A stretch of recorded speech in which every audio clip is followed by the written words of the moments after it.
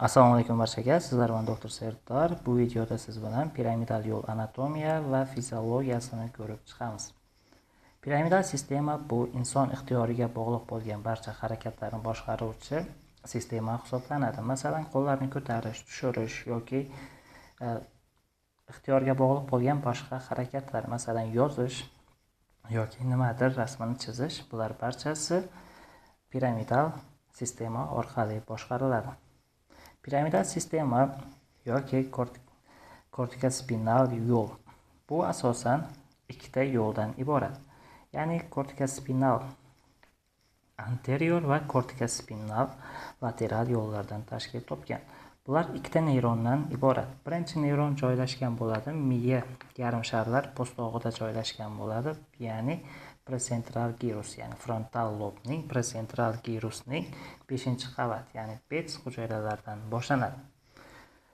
Bular keyin koronal radiator hosil qiladi, undan keyin ichki kapsulaning orqa oyoqchasining, masalan bu orqa oyoqchasi bo'lsa, shuning oldingi 3/2 qismidan o'tib, keyin miya ustuniga tushadi. Keyin miya ustunidan uzunchoq miyada decussatium pyramidum yoki decussatio pyramidalis deb ataladigan qismida bular kesishma hosil qiladi. Asosiy qismi ba'zi kitoblarda aytadi 80-85 deydi, ba'zilarda 85-90 deydi. Umuman asosiy katta qismi uzunchoq miyadan qarama-qarshi tomon o'tadi, ya'ni kortikospinal lateralis yo'l bu qarama-qarshi tomonga o'tadi. Anterior kortikospinal yo'l esa bu kesishmasdan to'g'ri pastga tushadi. Ikkalasi ham kesishadi, lekin faqat kesishadigan joyida farq qiladi. Kortikospinal lateralis bu uzunchoq miyada kesishsa, kortikospinalis anterior bu o'sha segmentda kesishadi. Anterior lateral nimaga nisbatan olingan? Bular ya'ni orqa miyaning oq modda, ya'ni funiculus larga nisbatan qaysi yerda harakatlanishiga nisbatan lateral anterior deyiladi. Ya'ni funiculus lateralda harakatlanadi kortikospinal lateralis, anteriorda harakatlanadi kortikospinal anterior trakt. Keyin bular ikkalasi ham orqa miyaning oldingi shoxida, ya'ni impuls beradi. Bu yerda ikkinchi neyron joylashgan, ikkita neyrondan iborat. Birinchisi bosh miya yarim sharlarda joylashgan bo'lsa, ikkinchisi joylashgan orqa miyaning oldingi ildizida joylashgan. Shunga nisbatan motoneyronlarni ikkiga bo'lamiz: yuqori, pastki yoki markaziy va periferik motoneyron. Markaziy motoneyron yoki yuqori motoneyron deb nimaga aytiladi? Bu yarim sharlardan boshlanib toki oldingi ildizgacha bo'lgan qismi bu yuqori motoneyron yoki markaziy motoneyron deb ataladi. Shunga nisbatan bizlar falajlikni periferik va markaziy falajliklarga ajratamiz. Pastki motoneyron nima? Oldingi shoxdan boshlanib, keyin ildiz hosil qiladi. Ildizdan keyin plexus, plexusdan keyin periferik nerv, keyin esa ishchi a'zo. Shu yergacha bo'lgan qismi bu lower motoneyron yoki pastki motoneyron. Shu sohada bo'lgan har qanday patologiya yoki nimalar, falajliklar periferik falajliklar deb ataladi. Bular asosiy kortikospinal yoki piramidal yo'lning asosiy qismi edi. Nima uchun piramidal deb atalardi? Chunki uzunchoq miyaning piramidal qismidan harakatlangani uchun bu piramidal yo'l yoki piramidal sistema deb ataladi.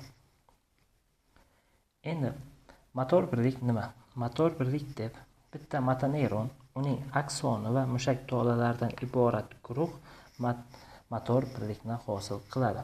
Motor birlik innervatsiya qiladigan tolalarga nisbatan kichik bo'lishi mumkin yoki katta motor birliklarga ajratiladi. Qancha kichik bo'lsa, shu harakat shuncha aniq bo'ladi.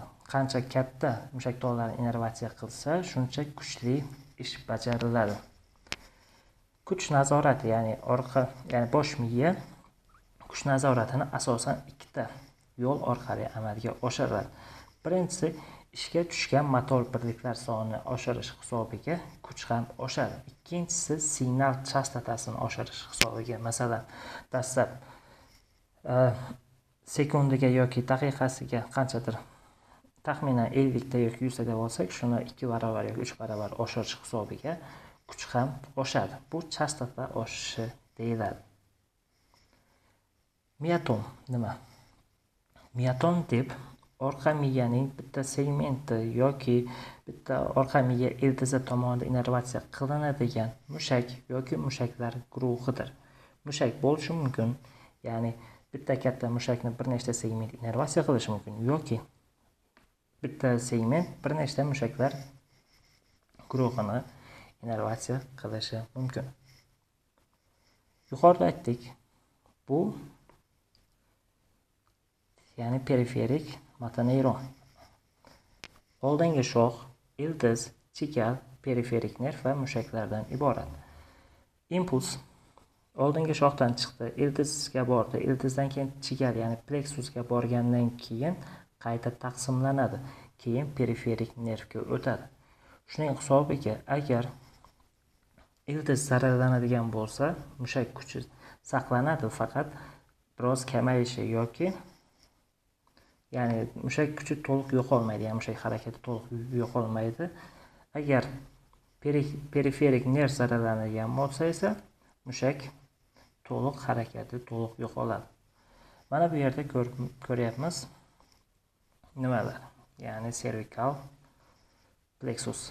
Bu yerda ildiz, periferik nerv. Masalan, radial nervga e'tibor bersak, bu bo'yinning 5-segmentida 6, 7, 8 va ko'krakning 1-segmentlaridan impuls olyapti.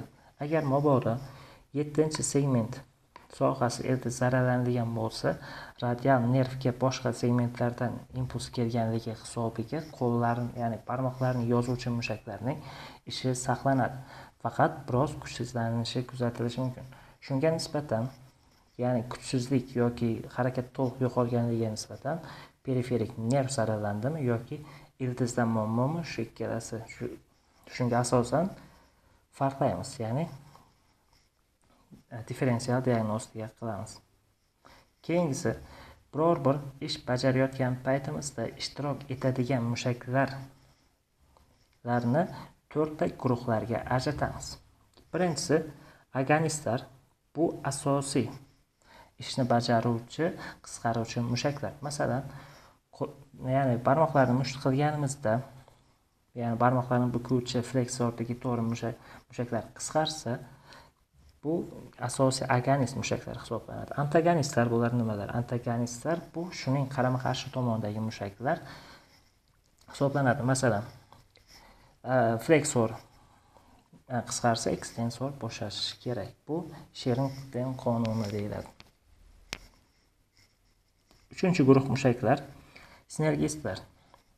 Masalan, barmoqlarni musht qilgan paytimiz kaft ham bukilib ketmasligi kerak. Uni barqaror ushlaydigan mushaklar bizlar sinergistlar deymiz. Fiksatorlar nima?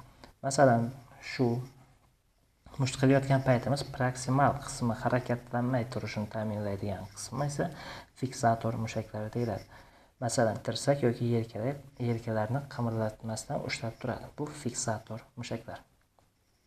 Shunday qilib, biror bir ishni bajarayotganimizdagi mushaklar guruhini 4 ga bo'ldik. Agonist, antagonist, sinergist va fiksator mushaklar. Keyingisi, harakatlarning o'zi ham 2 ga bo'linadi. Sekin va tez harakatlar. Bular bir-biridan nimasi bilan farq qiladi? Birinchisi, sezgi ishtirok etish yoki etmasligi bilan. Masalan, sekin harakatda ko'rish yoki boshqa sezgilar doimiy nazorat qiladi. Masalan, ignadan ipni o'tkazish yoki piyolani sekin stolga qo'yish bu sekin harakatlar. Bular asosan 2 fazadan iborat: qo'zg'alish va tormozlanish. Keyingisi ballistik harakat yoki tez harakat. Bularda sezgi ishtirok etmaydi. Miya impuls bergan payti biror bir, ya'ni tez harakat uchun bir varakayiga 3 ta impuls beradi. Ya'ni uni bir boshlanib, uni to'xtatib bo'lmaydi. Bir varakayiga 3 ta impuls uzatiladi. Ya'ni shartsiz ravishda tez bajariladi. Bunda sezgi ishtirok etmaydi. Mana bu 3 fazali model. 3 ta impuls iborati dedik. Birinchisi agonist mushaklari uchun. Masalan, barmoq burun sinamasi qilayotganimizda, ya'ni miya faoliyatini tekshirayotganimizda tez harakat qilgan paytimiz, birinchisi agonist mushaklari qisqaradi. Ya'ni nishonga yaqinlashayotgan paytimiz, ikkinchisi antagonist mushaklar ishini boshlaydi. Keyin ya'ni prujinasimon srazi to'xtamasligi uchun uchinchi agonist ham qo'shiladi. Ya'ni bu yerda berilgan. Birinchi agonist, keyin antagonist, qizilma, keyin agonist. Bu uchalasi harakatning silliqligini ta'minlaydi. Agar miyacha ishdan chiqsa, miyacha zararlansa, ikkinchi faza buziladi. Shuning natijasida intension tremor yuzaga keladi. Bu faqat tez bajarayotganda seziladi. Agar harakatni sekin bajarsak, buni baholay olmaymiz. Chunki boshqa ko'rish orqali, ya'ni harakatni nazorat qilishimiz mumkin. Bu ballistik harakat edi, 3 fazali modeli. Harakatlari sekin va tezga ajratdik. Ya'ni ramp va ballistik harakat. Rampda sezgi ishtirok etadi, ballistikda ishtirok etmaydi. Ramp bunda 2 fazali bo'lsa, ballistikda bu 3 fazali model hisoblanadi. Keyingisi refleks yoyi mushak tonus mexanizmlari. Kortikospinal yo'l orqali impuls oldingi shoxga kelgandan keyin oldingi shoxdan 2 xil motoneyron chiqadi. Alfa va gamma motoneyron. Alfa motoneyronning vazifasi bu asosiy, ya'ni mushaklarni qisqarish vazifasini bajartiradi. Gamma motoneyronning vazifasi esa spindllar yoki urchiqlarni doimiy tarang holatda ushlab turish vazifasini bajaradi.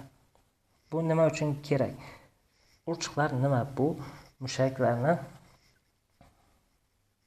holatini baholaydigan retseptorlar. Buni doimiy holatda tarang holda ushlash kerak. Bu gamma motoneyron vazifasini bajaradi. Keyin refleks yoyi. Bu yerda ko'rsatilgan masalan, ya'ni tizza refleksi. Bolg'acha bilan urilganda spindl cho'zilishi hisobiga, ya'ni urchiq cho'zilishi hisobiga signal dastlab gangliyaga, undan keyin orqa ildizidan o'tib, oldingi motoneyron bilan sinaps, ya'ni monosinaptik refleks deyiladi. Shundan keyin esa alfa motoneyron esa 4 boshli mushaklarni qisqartiradi, natijada harakat yuzaga keladi. Bu taxminan 0,25 millisekund yoki 25 millisekund deb ataladi. Ya'ni sarflanadigan vaqt. Bu oddiy monosinaptik refleks edi. Orqa miya tormozlanish tizimlari. Birinchisi retsipirok tormozlanish. Yuqorida aytdik, antagonist bo'shash kerak, agonist qisqargan payti. Bu retsipirok tormozlanish. Agonist qisqargan payti antagonist bo'shashadi, ya'ni bloklanadi. Bu retsipirok tormozlanish deb ataladi. Keyingisi qaytar tormozlanish yoki Renshaw tizimi. Bunda nima qiladi? Alfa motoneyron qo'zg'algan paytda o'zidan 2 xil tola chiqadi. Birinchisi asosiy ishchi a'zoga mushakka borsa, ikkinchisi bu Renshaw hujayralariga boradi. Undan keyin esa Renshaw hujayralaridan ajralgan glitsin buni qaytarib o'zini bloklaydi. Bu nima uchun kerak? Chunki neyron doimiy qo'zg'algan holatda turishi mumkin emas. Chunki o'zini zararlashi mumkin. Bu holat qachon buziladi? Masalan, qo'qshor kasalligida Clostridium tetani toksini, ya'ni glitsin ajralishini bloklash hisobiga, ya'ni umumiy generalizatsiyalashgan spazmlar, rigidlik va titrizm kelib chiqadi. Bu qaytar tormozlanish. Mana yuqorida aytganimizdek, alfa motoneyron 2 ta nima chiqdi? Tola chiqdi. Birinchisi mushaklarni qisqartirsa, ikkinchisi esa Renshaw hujayralarini qo'zg'atadi. Bu esa o'zini qayta bloklaydi. Bu Renshaw tizimi yoki qaytar tormozlanish edi. Keyingisi yana bitta himoya mexanizmi mavjud. Golgi pay organi yoki Golgi tendon organi deyiladi. Bular mushaklarning payida joylashgan bo'lib, mushak kuchini to'g'ri taqsimlash vazifasini bajaradi. Ya'ni mushaklar haddan tashqari qisqarib, uzilib ketmasligini ta'minlaydi. Uning asosiy vazifasi shundan iborat. Mana bu yerda ko'ryapmiz, pay qismida Golgi pay organi joylashgan bo'lsa, mushak qismida esa spindellar joylashgan. Bular asosiy mushak tonusini boshqarish vazifasini bajaradi. Masalan, spindellar mushak tonusini boshqarsa, Golgi pay tendon organi esa bu haddan tashqari qisqarib, uzib yubormasligini ta'minlaydi. Keyingisi asosiy neyrotransmitterlar. Birinchisi astilxolin. Astilxolin neyromuskulyar junctionda joylashadi. Uning asosiy vazifasi mushaklarni qisqartirish. Alfa motoneyrondan chiqqan impuls astilxolin orqali mushaklarni qo'zg'atadi. Keyingisi glutamat va aspartat. Bu kortikospinal yo'l orqali motoneyronlarga, ya'ni alfa va gamma motoneyronlarga impuls keladi. Bu impulslar glutamat va aspartat orqali o'tadi. Bular qo'zg'atuvchi transmitterlar edi. Keyingisi tormozlovchi transmitterlar. Birinchisi glitsin. Yuqorida aytdik, Renshaw hujayralardan ajralib alfa motoneyronni bloklar edi. Keyingisi gamma tizimi. Gamma aminobutyrik oksid orqa miyaga keladigan har xil impulslarni bloklash vazifasini bajaradi. Ya'ni bu presinaptik tormozlanish, glitsin esa postsinaptik tormozlanishni amalga oshiradi. Masalan, og'riqni,